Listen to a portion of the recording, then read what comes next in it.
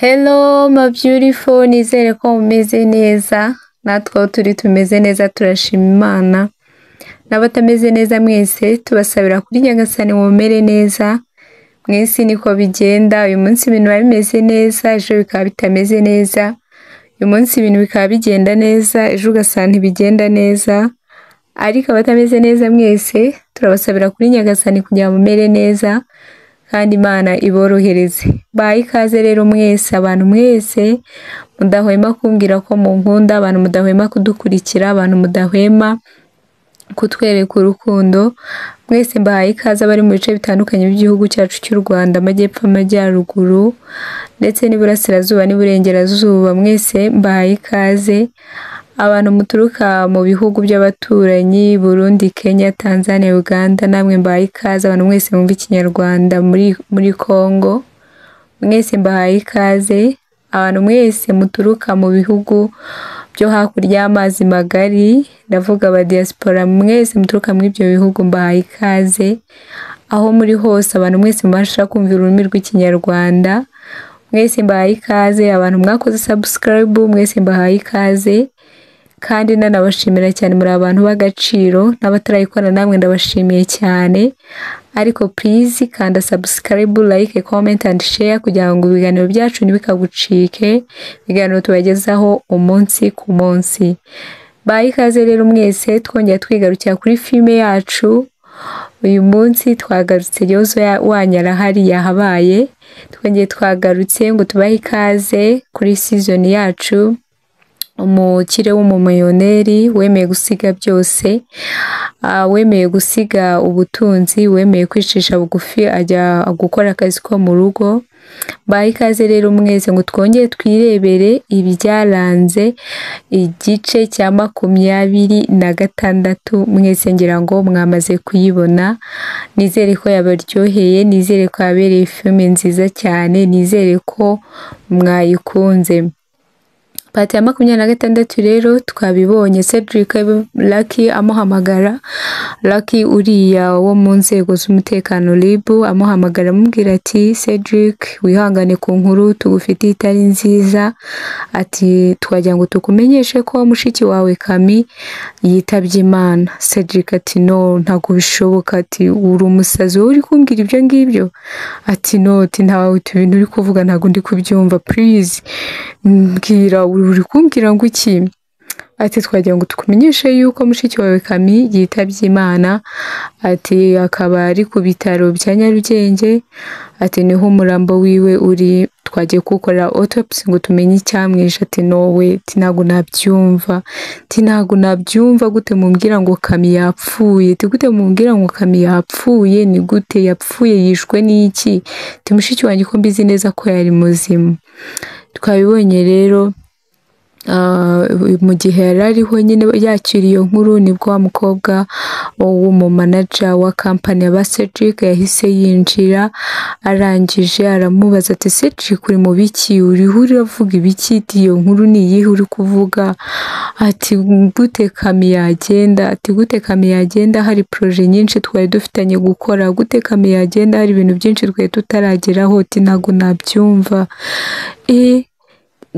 Wa mukobwa nabyumvisha avuga ati nowe, tutambwira ko Kami yapfuye, ati ntago byumvikana, ntago mbyemeye, ati yishwe n'iki? Ibintu biba fighting, amarira bamarira.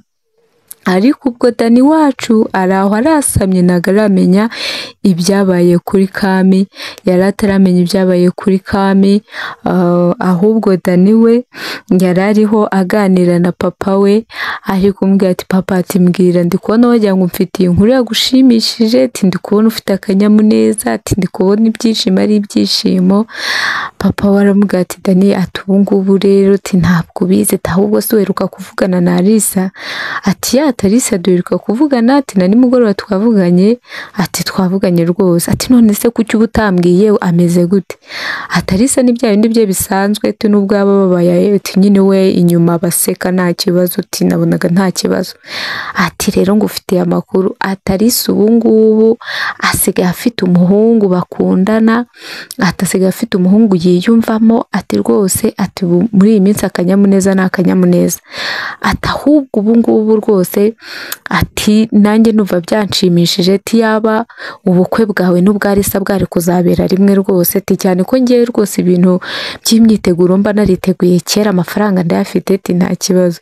Dana ati papa ati nawe urabizi ko bitashoboka ati ariko ati nanjye numva nishimye ko Lisa yongeye yabonye sheri ati rwose mwana wanjye wowe ubukwe bwawe uhita ubutegura nta kibazo ati ikintu cyadukomaga mu nkokora ni iriya situation ya Lisa ati ariko ubu ngubu mwana wanjye ati kuva Lisa yarabonye sheri uhite nawe witegura rwose ubukwe bwawe bukomeze. Ati papa ati ndahita mbutegura ati cyane ko ntari narigeze mbwira Kami ko nabaye mbihagaritse ati naye naretse ngo mbanze ndeba aho biherera ati Kami ntabwo naye nigeze mbimubwira rero ndahitamo n'ubundi mubwira dukomerezeho.